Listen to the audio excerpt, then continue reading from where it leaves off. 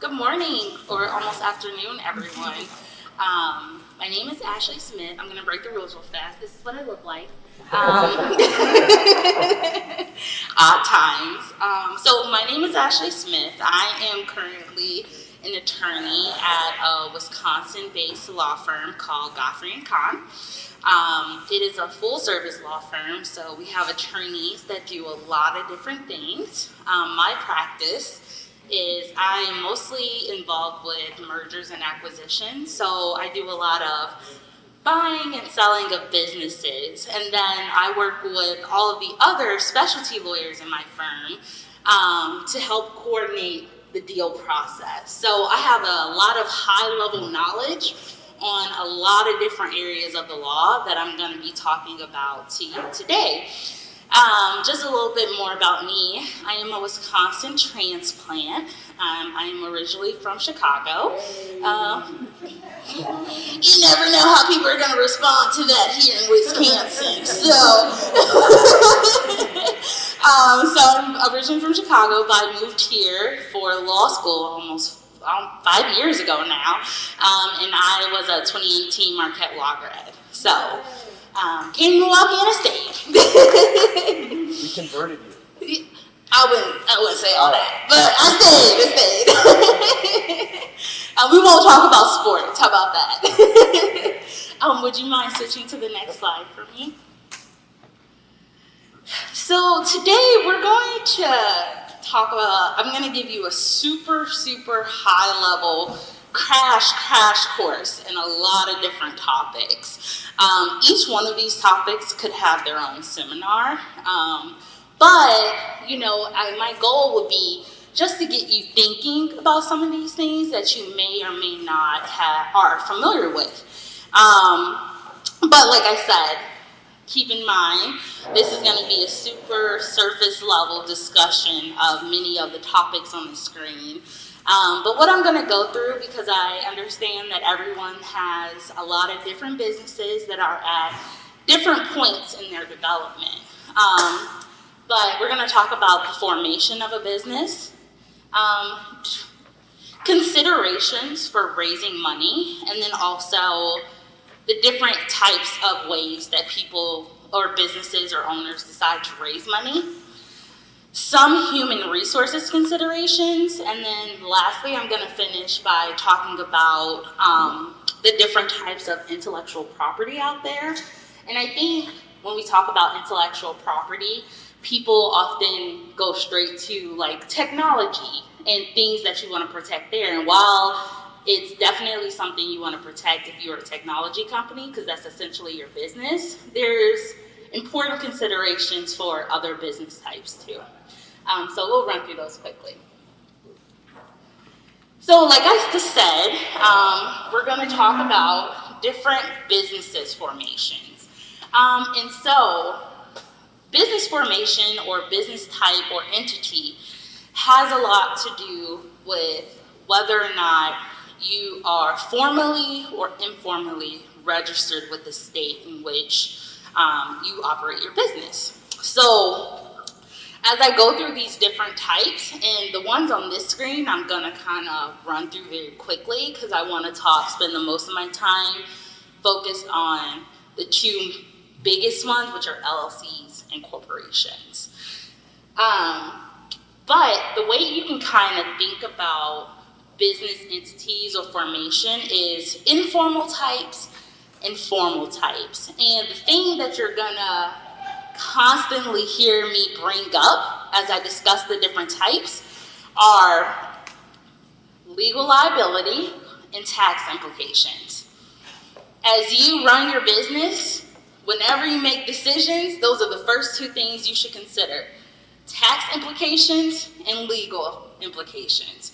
And every business owner, to be successful, you need two things: a good accountant and a good lawyer. And I know sometimes the dollars scare people when you go and engage a lawyer or an accountant maybe, but the way that they can help you strategize, and there's even efficient ways to engage attorneys and accountants that won't break the bank. So, jumping right in, the first entity that you see on the screen is a sole proprietorship. So, a good example is if I decide to start a business today, I'm a sole proprietorship. Take, for instance, my beautician, who also happens to be my cousin. She's operated many years running her business without actually forming a business entity like a LLC. And during that time, she was the sole owner, she was a sole proprietor. If you and a buddy start a business today, you have effectively formed a partnership, right? And so I talked about that the two things you want to consider when you are looking at business entity formation: tax implications and legal implications. So, what are the tax implications of a partnership and a sole proprietorship? Well, what happens is the business is not separate from the owner. And so what that means is when you file your income taxes at the end of the year as a sole proprietor, your profits and losses of the business are reported on your personal income taxes. And when you are a general partnership, the profits and losses of the business are reported pro rata, so divided evenly amongst the however many partners there are, and reported on each of those individuals' taxes, income taxes at the end of the year. Now, the legal liabilities is that with being a sole proprietor and a general partnership is that the business is not separate from the owners. So the reason why that's so important is because if, say, someone sues you, so my cousin, let's use her as a running example. She wanted to start selling her own products, and I said, whoa, okay. We really should set you up an LLC because now it will separate the business from you. And that's important because, say, prior to her doing that, if someone, say, had an allergic reaction to a product she sold, they would sue her. And so her personal assets would be at risk because there's no separation between her and the business. And so operating as a sole proprietor or a partnership is not a bad thing. Doesn't require any money to get started, but it does come with huge risks, such as personal liability, which is something obviously everybody wants to protect their own personal assets when they're starting a business. So if you want to switch to the next screen. So that's actually why you have a lot of people form limited liability companies. So what I'm going to do here, I'm going to talk about LLCs, then I'm going to talk about corporations, and then I'm going to talk about why all three of these are on this screen, okay? So when I talked about the sole proprietorship or the general partnership, I talked about how essentially there's no separation between the business and the owner. Well, the LLC is kind of a baby between a corporation and a partnership, or even a sole proprietorship. So what happens is you have the tax considerations of a partnership. So for tax reasons, the owner and the business are considered one. So you will still report the profits and losses of the business at the end of the year on the owner's individual income tax. But what's nice is that it borrows from the corporation the liability shield, okay? So the business, for liability purposes, is considered separate from the owner. So, take my cousin, for instance. If someone sued her or tried to sue her business for an allergic reaction or something, well, the nice thing is that they would be suing the business. So all of her personal assets, all of those things are going to be protected because they are separate from the business. And I actually always recommend, when you decide what kind of business entity you are going to be, you really need to consider what kind of business you're operating. Are you operating a lifestyle business, such as a hair salon or yoga studio, or something that you plan to run for years to come? Or are you running a high growth startup where you plan on growing really fast and you know you're going to exit at some point? Those are just a few of the considerations that you want to make, that you want to keep in mind when you're deciding what kind of business entity you want to be. For most businesses, I always suggest forming an LLC. There are a lot of reasons for that, but mostly it gives you the personal liability. It gives you the really easy taxes to keep. It's really easy to keep up with the taxes, but then also there are not nearly as many formalities that you have to follow. LLCs are a creature of contract. So if there are multiple owners, how you operate between each other is defined in an agreement that you come up with. Corporations, on the other hand, it's very different. Corporations are a creature of statute. So, if you formally organize as a corporation, and does anybody know what I mean when I say organize as a corporation or organize as an LLC? Does anybody want to tell me? Just file paperwork. Exactly. So here in Wisconsin, you would file an application with the Department of Financial Institutions. In most states, it's the Secretary of State's office. And you pay whatever filing fee you have to pay, and then it's just a quick application. It's actually very easy to do, which is why it doesn't make sense not to do it. If you are a business where you are considering, offering pieces of your business to other people, if you are considering taking on other owners by having them contribute to your business, there are laws that govern those kind of exchanges. Those are securities laws. And you can't just give someone 50% of your business. There's actual laws that govern those kind of exchanges. And that's the perfect time to engage a lawyer, because even in private companies, most of the companies that I work with are private companies. They are not public companies like Uber or Facebook. They are private companies like many of you have. And the reason why there are securities laws are to protect the investors, so that they make sure that they understand the risk that they are taking. And only certain types of people can actually invest in companies. And there's a lot of thresholds and a lot of kind of boxes you have to check to make sure that you are working with accredited investors. And so I really want to put that on your radar, because if you are giving away securities, which are, whether they're shares in a corporation or membership interest in an LLC, if you're giving those away without complying with securities laws, there are criminal liability that you can be subject to. So whenever if it comes to a point, or if you're considering doing that now, just have a conversation with a lawyer, just to kind of understand. I don't know any lawyer that wouldn't give someone an hour of their time just to kind of run ideas by them. Oh, maybe I just work with good people. I'll get your business card after this. I'll hold you to that. One time out. So I just want to put that on your radar.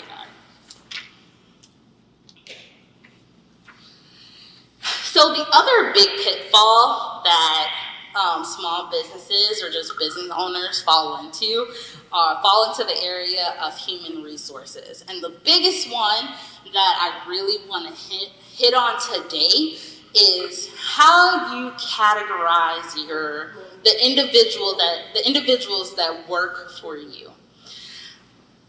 A lot of business owners prefer to have individuals categorized as independent contractors, because then you don't have to comply with certain wage and hour laws.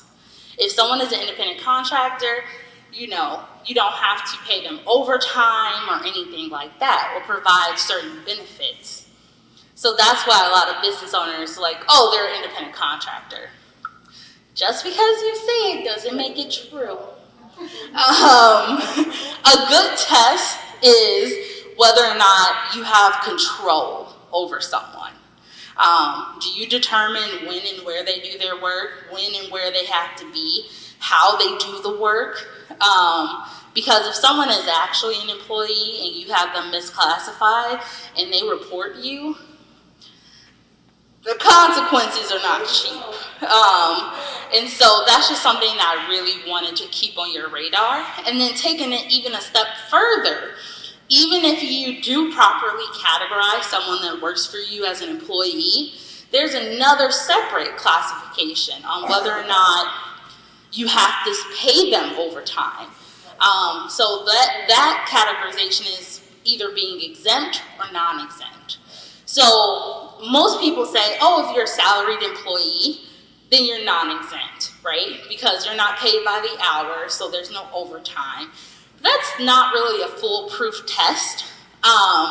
You just want to make sure that you are properly categorizing your employees, and there's a number of factors that you can look at to make sure that if your employee should be a non-exempt employee or an exempt employee, that you categorize them properly, and that if they are working more than 40 hours a week, you are paying them overtime. Because again, if someone reports you, there are huge consequences associated with that. Now, I'll cover the next ones on the next couple slides. So the last topic that I just want to touch on for all of you is intellectual property. So there are 4 categories of intellectual property. We have trade secrets, trademarks, copyrights, and patents. So if you want to stand by the screen, I'm going to go through these pretty quickly. So with your trade secrets, it is some information that is not known to your competitors that has some economic value.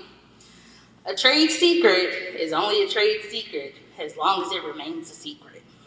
And so this is on the screen are a few examples of some trade secrets. The Coca-Cola formula, the Google algorithm, how the New York Times decides what is considered a best time seller. And there are a number of ways that you can go about protecting your trade secrets. When you work with vendors, confidentiality agreements. With your employees, also having non-confidentiality agreements and non-competition agreements. All of those intellectual property assignment agreements. Because if they are developing or working on anything for you that they could take ownership of, you want to make sure at the end of the day that the business owns anything that someone creates for you. And in regards to trade secrets, once it's out, but you still have a claim if you've taken the proper steps to protect those secrets and someone just breached the agreements that you had in place. So copyrights. Copyrights is the right to authorship. This PowerPoint presentation is something that I put together. So I have a copyright ownership. You do not have to register your copyright in order to have rights to them. You have rights to anything you create by the fact that you've created it. So I know the most popular thing that people are familiar with is music. And we've all heard about large litigation that has taken place in regards to other people stealing other people's right to authorship. And really, the copyright right, it allows you to determine how your product and what you've created is reproduced. That's the right that it gives you. Okay. So I designed a shirt in 2016 that did well then, but did extremely well this year. And I looked up and someone's design was similar, and I cringed, of course, but if somebody were to reproduce my shirt without my permission, I would be able to sue them. Yeah, okay.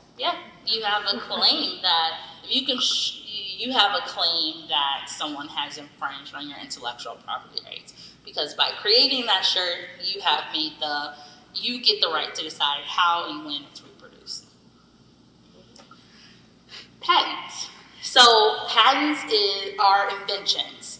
And the reason why the patent was created is because it was to incentivize individuals to put their inventions out into the world. And in exchange for putting those inventions out into the world to let other people make them better, you get an exclusive period where you can sell that invention. And so I know there are patents out there where, the way you put a certain zipper on a jacket, no one else can do that for a limited period of time. I think 10 years is the length of a patent. Now, once that patent expires, then other people have the rights to redevelop, to reproduce, build on your product, whatever. But it gives you an exclusive period to control and sell that kind of invention. And also what's nice is if you want to let others use it, you can license it to them, and then you can make money off of it that way. I know some people, these aren't great people, who patent things just so they can license it out. So they don't actually have any kind of business purpose for creating or pursuing the patent other than the licensing opportunity that comes from it. And then the trademark is your brand. And so you can formally register your trademark, but by law, you don't have to in order to have trademark protections. So if someone is using a name that's similar to yours, or is using your name and you were using it first, by law, by common law, you have a right. They are infringing on your trademark rights. And the quick test for whether someone is infringing on your trademark rights or not is if it creates some kind of brand confusion to the consumer. Trademarks protects the consumer. So a good example of a recent story is Dr. Dre, the rapper, tried to prevent a dentist from going by the name Dr. Dre. An OBGYN. Oh, an OBGYN? No one in their good mind would confuse Dr. Dre, the rapper, and Dr. Dre, the OBGYN. So he lost that claim, okay? Yes? I was just going to say, when I did my business, I used the Oracle of HR, and I registered it through Wisconsin like I was supposed to. About 9 months later, I got a call from Oracle's trademark attorney. Really? Yeah, wow. And they were really nice because Oracle happens to be an important name. So Yeah. I did it for a reason. But we had to talk, and at the end of the day, they have more money than I do. So we agreed that I would just use it as my tagline. So it's the Oracle of HR legal. Gotcha. And that's the only way I can find it. Yeah.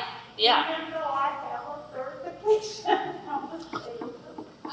Yeah, no, I mean, you can go onto the DFI website right now, and if a name is available, you can register that name, but that doesn't mean... There's no real correlation, though. Exactly, that's what I was going to get at. They do have an HR system, an HRIS system, but that's not what I do. But I acquiesce because they're more money. Exactly, and they can fight you, So that is the last category of intellectual property, and I believe the next slide is my question slide. Oh, no. The last thing I wanted to mention is that in addition to all of the federal laws and state laws you have to comply with, there are also local laws. And so you have to also have certain licenses and permits to operate your business. And this is a website that you can go on cityofmilwaukee.gov to figure out what licenses and permits you need to operate your business. And so just remember, there's so many different layers of, laws and compliance that you have to be that you have to follow, that this is a good resource to make sure that you're at least doing so on a local level.